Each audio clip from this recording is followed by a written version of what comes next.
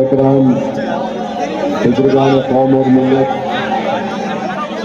मेरी इज़्ज़तदार माँ और बहनों, गैयों नौजवान साथियों, मैं आप तमाम का दिल की गहराइयों से शुक्रिया अदा करता हूँ कि आपने अपना कीमती वक्त निकालकर आज सहारनपुर की इस मुबारक सरजमीन पर जो उलमा, मशाइखीन और मुहद्दिसीन की सरजमीन है, यहाँ पर आपने आकर हजारों की तादाद में मजलिस इत्तेहादुल मुस्लिमीन के एक जलसे को आपकी मौजूदगी से, आपकी दुआओं से आपने न सिर्फ इसको कामयाब कर दिया, बल्कि आपकी मौजूदगी पूरी मगरबी यूपी को और उत्तर प्रदेश की हुकूमत को एक पैगाम देते हैं कि अब की बार इंशाअल्लाह ताला हम दरी नहीं बिछाएंगे, अपनी नेता को बनाएंगे इंशाअल्लाह ताला।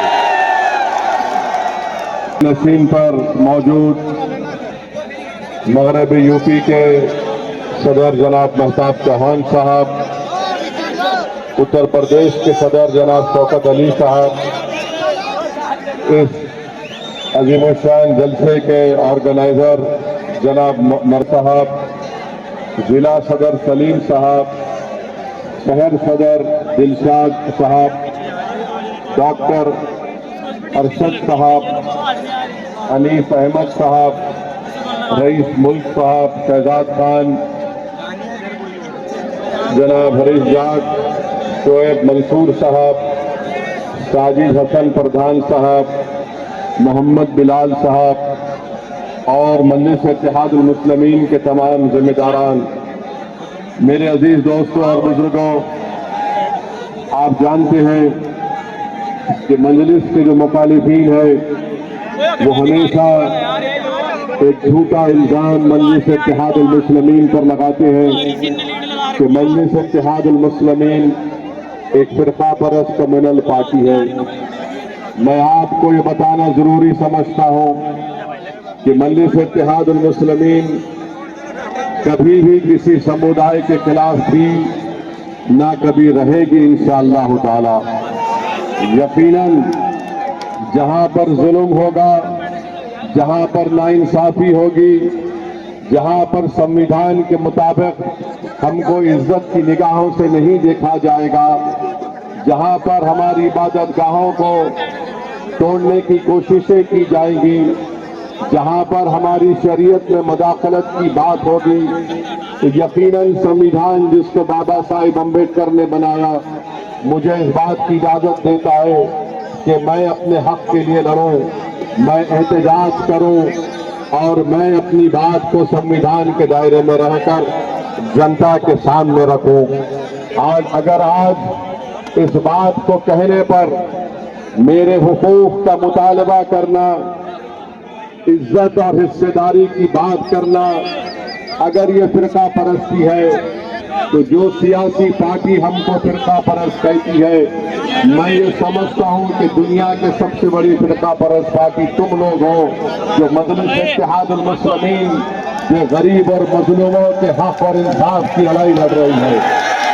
मेरे अजीज दोस्तों और बुजुर्गों, अगर मैं तारीख में चला जाऊंगा तो मुझे ये कहना पड़ेगा कि उत्तर प्रदेश के अवाम ने बरसों कांग्रेस का साथ दिया, उनको इख्तियार दिया, उनको सत्ता दी।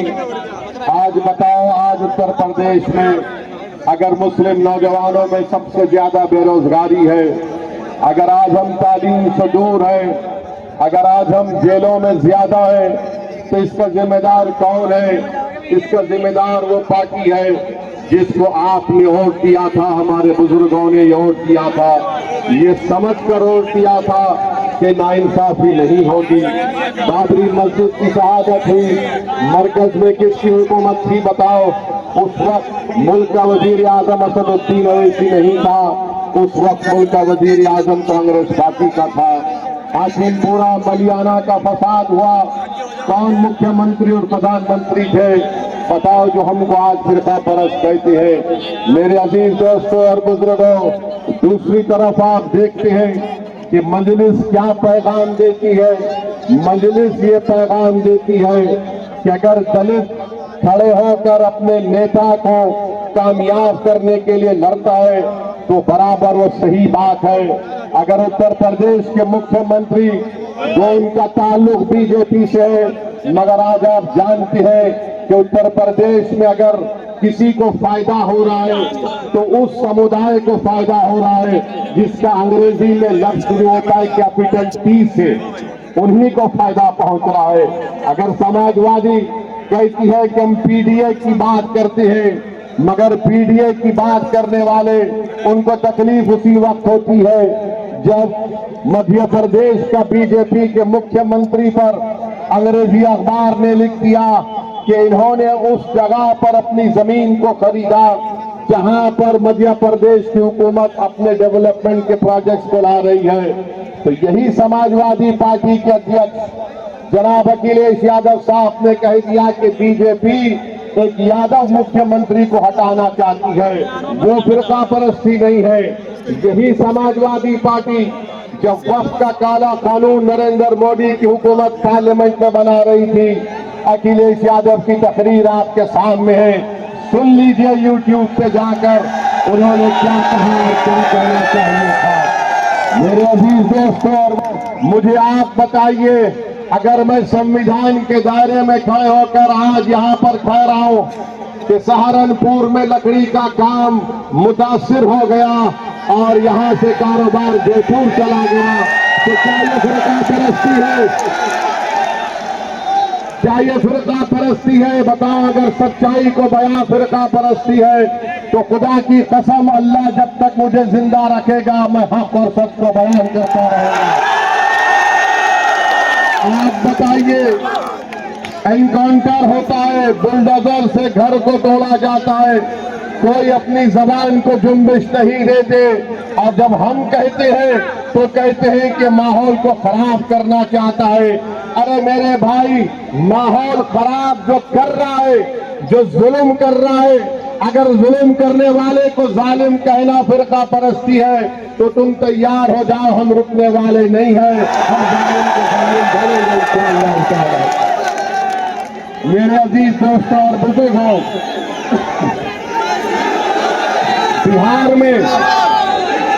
बिहार में पिछले साल चुनाव हुआ, मजलिस ने आरजेडी से कहा, कांग्रेस से कहा, हमारे अध्यक्ष अख्तर अली मान साहब ने खत लिखकर राजद के और कांग्रेस के नेताओं को लिखकर कहा कि हमसे समझौता कर लीजिए, हमको सिर्फ 6 सीट दीजिए, हम तुम्हारे साथ लड़ने को तैयार हैं। तो राजद और कांग्रेस के नेताओं ने कहा ये मजलिस फिरका परस्त पार्टी है, हम इनसे हाथ नहीं मिलाएंगे, इनसे बात नहीं करेंगे। आपको बताना जरूरी समझता हूं कि हमारे 4 विधायक को राजद और कांग्रेस ने तोड़ लिया, इसके बावजूद भी हमने कहा चलो बीजेपी को रोकना है बिहार में, हम तुमसे हाथ मिलाने को तैयार है, मगर इन्होंने इल्जाम लगा दिया कि हम फिरका परस्त है। किसी कांग्रेस और राजद के नेता ने कहा कि ओवैसी जानता है कि हमारे बगैर नहीं जीत सकता, वो कमजोर है, इसीलिए वो हमसे हाथ मिलाना चाहता है। मैंने उस वक्त भी कहा, बिहार की सरजमीन और सीमांचल की सरजमीन में खड़े होकर कहा, और आज सहारनपुर की स्मारक सरजमीन में खड़े होकर कह रहा हूं, मैं आज भी उत्तर प्रदेश में दोबारा बीजेपी की सरकार ना बने, मैं अलायंस करने के लिए तैयार हूं। मैं आपके दरमियान में खड़े होकर कह रहा हूं, मैं भी नहीं चाहता कि दोबारा बीजेपी की सरकार बने, मगर अगर ये सेक्युलर अपने आप को बोलने वाली पार्टी ये कहेगी कि नहीं ओवैसी कमजोर है, वो जीत नहीं सकता, उसके पास सिर्फ एक वोट है, वो तुम है। वो क्या कहते हैं, तुम्हारे पास एक वोट है।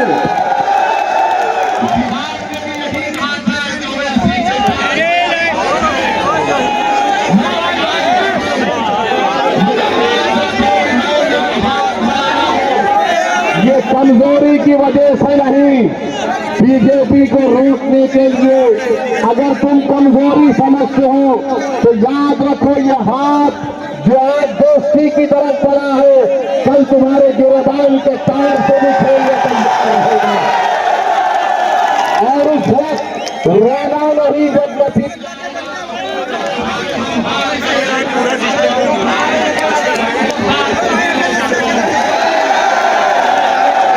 लोग कहते कि इसके पास एक वोट है, क्या आप मेरे साथ हैं, मजलिस के साथ है?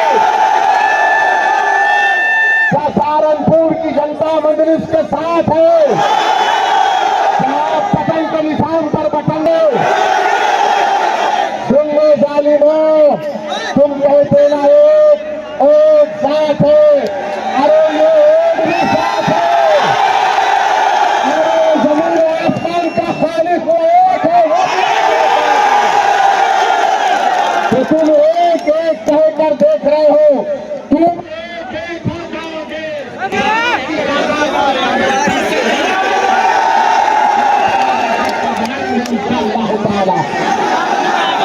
मेरे अजीज दोस्तों और बुजुर्गों, इसीलिए हम आपसे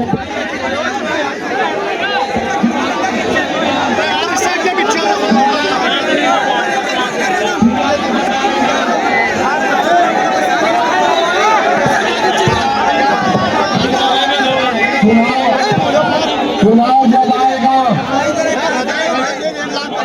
ये तमाम समाजवादी के लोग आपके पास आकर कहेंगे भैया को मुख्यमंत्री बनाना। हम सत्ता में आ रहे हैं और हम सत्ता में आएंगे तो हम सब कुछ खत्म कर देंगे। मेरे भाई 2014 में इलेक्शन हुआ, मोदी प्रधानमंत्री बन गए, भैया ने कुछ नहीं किया। 17 में विधानसभा का चुनाव हुआ, फिर आपसे कहा गया झूठ, सत्ता में आना है, फिर हार गए। फिर 19 में पार्लियामेंट का चुनाव हुआ, फिर कहा कि दिल्ली में सरकार बनाना है, फिर मोदी आ गए, आपको धोखा दे दिया गया। 22 में चुनाव आया तो बोले नहीं हम सत्ता में कैसा भी आ गए हैं, फिर आपने वोट दिया और आपने देख लिया कि फिर आपके भरोसे को धोखा दिया। मैं आपसे एक अपील कर रहा हूं, यकीनन बीजेपी को हराना है इंशाअल्लाह ताला। मगर मेरे दोस्त, मेरे गयूर नौजवानों, मेरे बुजुर्गों, हमारे मौजूद उलमाए कराम, मेरी आपसे दरमंदाना अपील है, हम कब तक अपने घर को अंधेरा करके अखियारों के घर में रोशनी लाएंगे?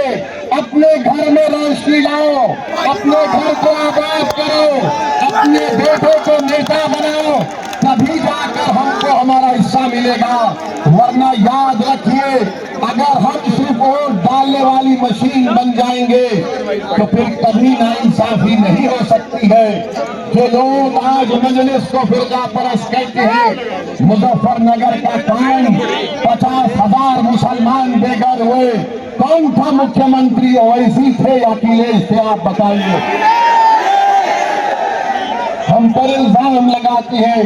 तो मेरे अजीज दोस्तों और बुजुर्गों, मेरी आपसे गुजारिश है कि यकीनन इंशाअल्लाह ताला चुनाव से पहले गठबंधन होगा, अलायंस होगा, मजलिस जिसके साथ जाएगी इंशाअल्लाह ताला अल्लाह राब उसको कामयाब और कामरान करेंगे। मेरे अजीज दोस्तों और बुजुर्गों, अब दूसरी बात, आपको आवाज आ रही है ना? बस काफी है, क्योंकि ये मेरी आवाज नहीं है, ये आपकी आवाज है, ये हमारे इत्तेहाद की आवाज है, जिससे सब दुश्मन डरते हैं और परेशान होते हैं।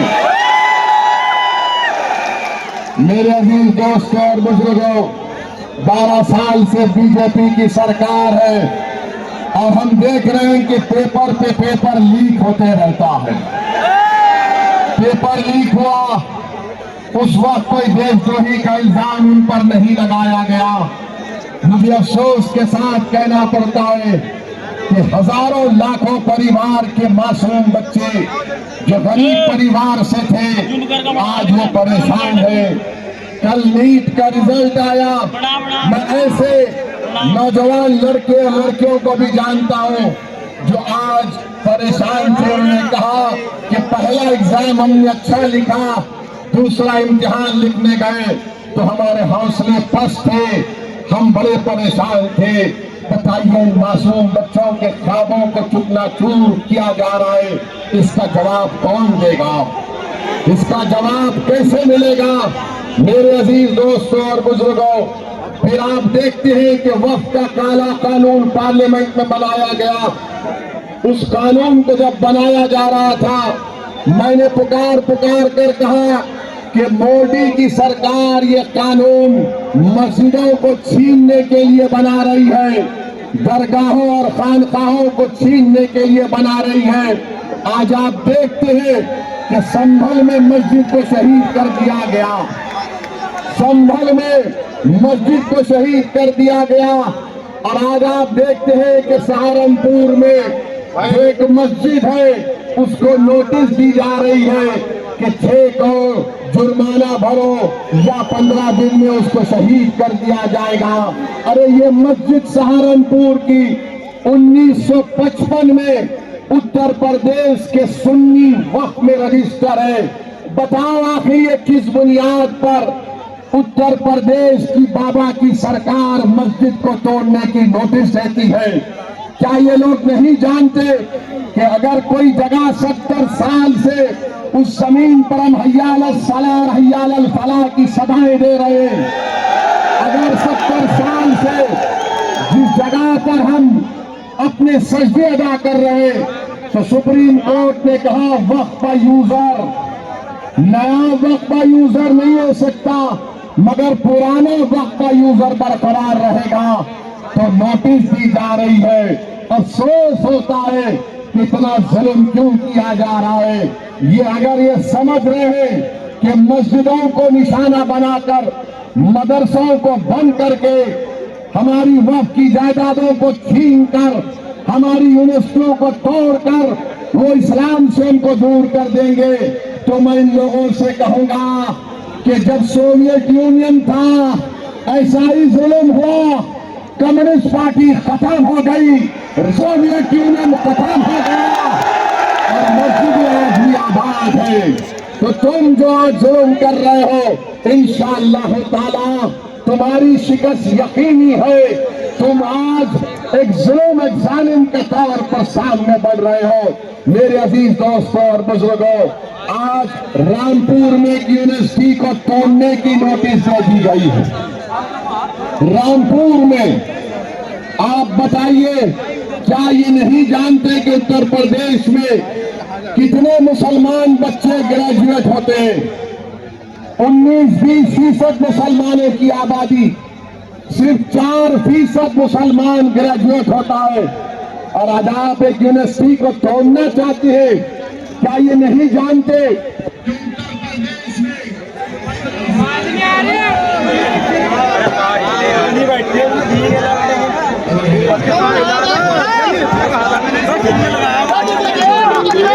उत्तर प्रदेश में 70% लड़के और लड़कियां 15 साल की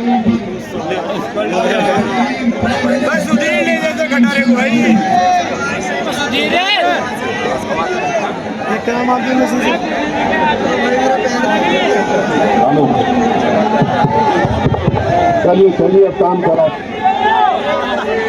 थोड़ा जोर से बोलिए।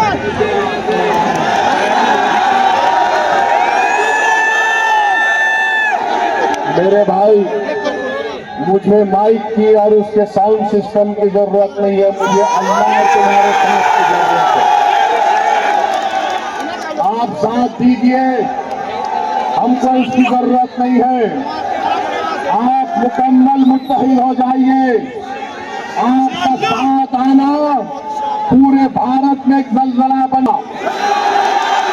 तुम्हारा इत्तेहाद की आवाज पूरी दुनिया में सुनाई देगी इंशाअल्लाह ताला। तो मैं आपसे कह रहा था कि मरकजी हुकूमत का डेटा है सिर्फ 4% उत्तर प्रदेश के मुसलमान ग्रेजुएट होते हैं। 1834 यूनिवर्सिटी के टीचर है उत्तर प्रदेश में। कितने मुसलमान हैं? 55 मुसलमान है खाली यूनिवर्सिटी के टीचर। बताओ ये जुल्म नहीं तो क्या है कि आज उन 3000 बच्चे जो रामपुर की जौहर यूनिवर्सिटी में पढ़ रहे हैं, आप उसको तोड़ना चाहते हैं। ये बात लोगों के सामने आ गई कि मस्जिद को रोकना है जाने से, मदरसे में नहीं जाना इल्म हासिल करने के लिए, हिजाब नहीं पहनना, सर पे टोपी दाढ़ी नहीं रहना, कॉलेज जाकर तालीम हासिल नहीं करना। ये हुकूमत बीजेपी आरएसएस का एजेंडा ये है कि हमको हर दरवाजा हमारा बंद कर दिया जाए। याद रखो, तुम्हारा जुल्म है वो इंशाअल्लाह ताला खत्म होकर रहेगा और अल्लाह इंशाअल्लाह उसको खत्म करेगा। मेरे अजीज दोस्तों और बुजुर्गों, अब आप बताइए कि किसी शायर ने अच्छा कहा, जुल्म फिर जुल्म है, बढ़ता है तो मिट जाता है, खून फिर खून है तो टपकेगा तो जम जाएगा बाबा, टपकेगा तो जम जाएगा। मेरे अजीज दोस्तों और बुजुर्गों, हर एतबार से हमको निशाना बनाने की कोशिशें की जा रही है।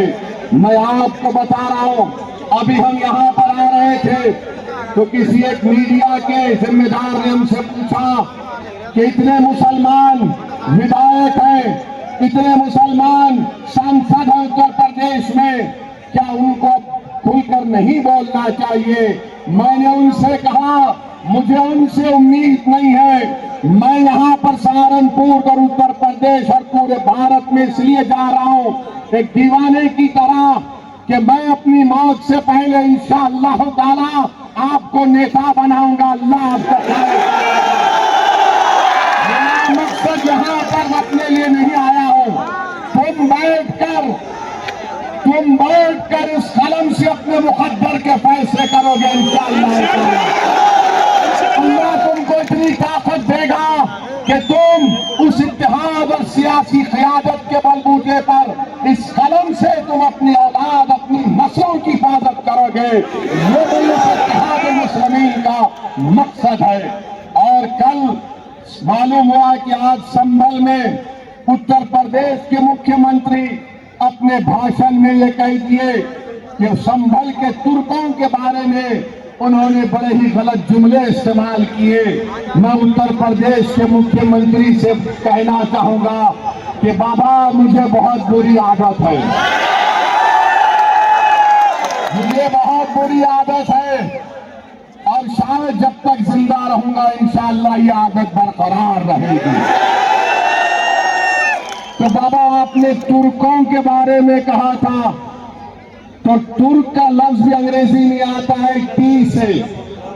तो बाबा, आपके राज में तो खाली टी का राज है, बाकी सब तो कोई पूछने वाला ही नहीं है। और फिर ये कह देना कि नहीं, अब ऐसा नहीं वैसे होगा। हम बाबा से पूछना चाहते हैं, आपके नाक के नीचे आपका डीएम, आपका प्रिंसिपल सेक्रेटरी होम उस ट्रस्ट में था और करोड़ों अरबों रुपए की चोरी हो गई। कैसे हुआ था? कैसे हुआ बताओ? आप बताओ कैसे हुआ?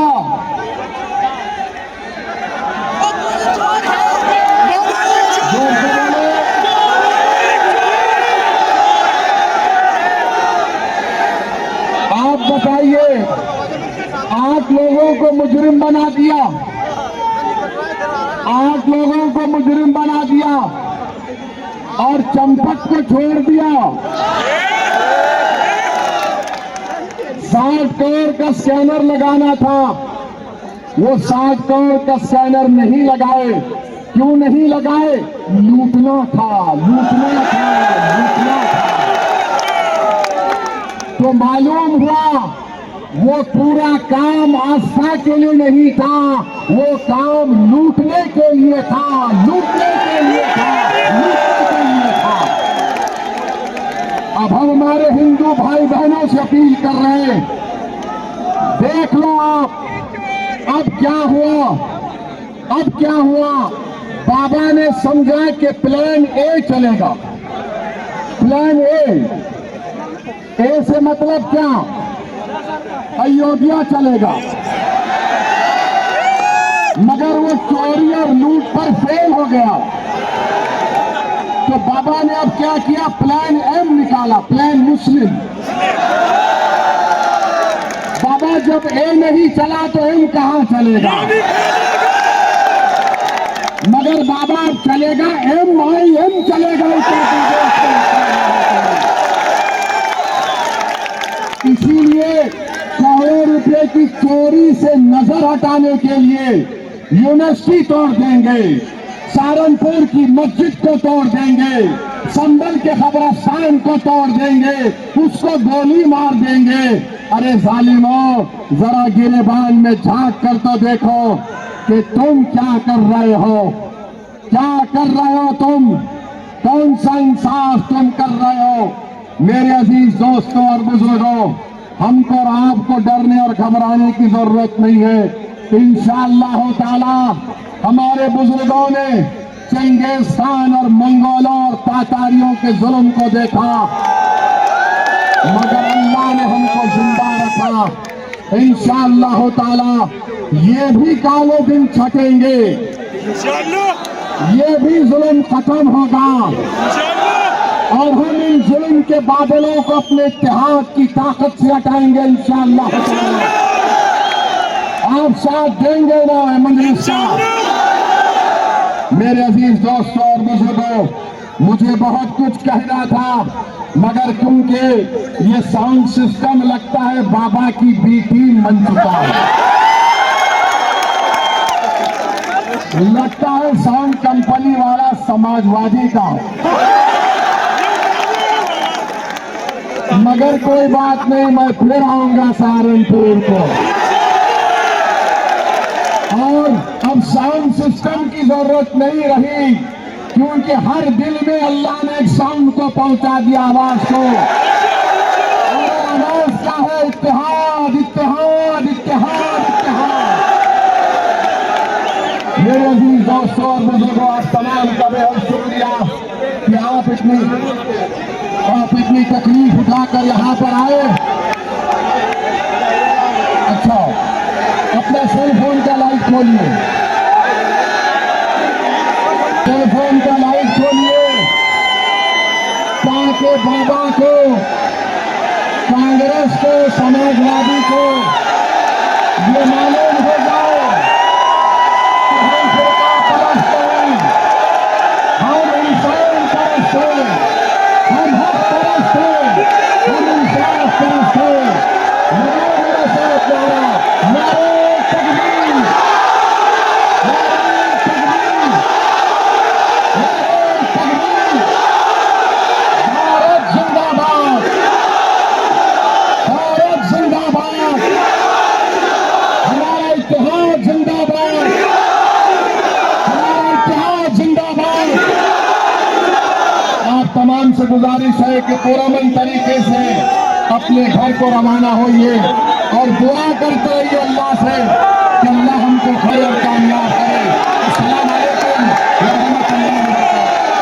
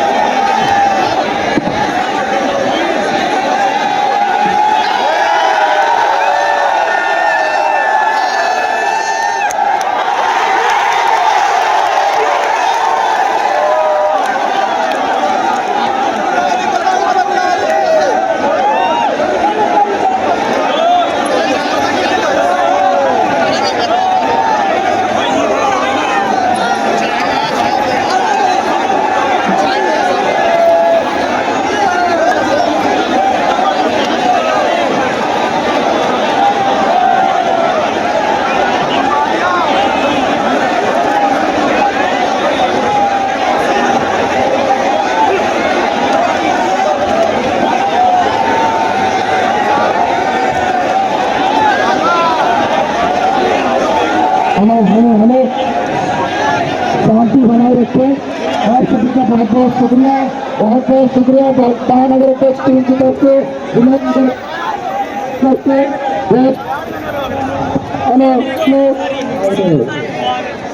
हेलो साथी मेहमानों का ख्याल करके रास्ता बना के रखे भाई, सभी मेहमानों का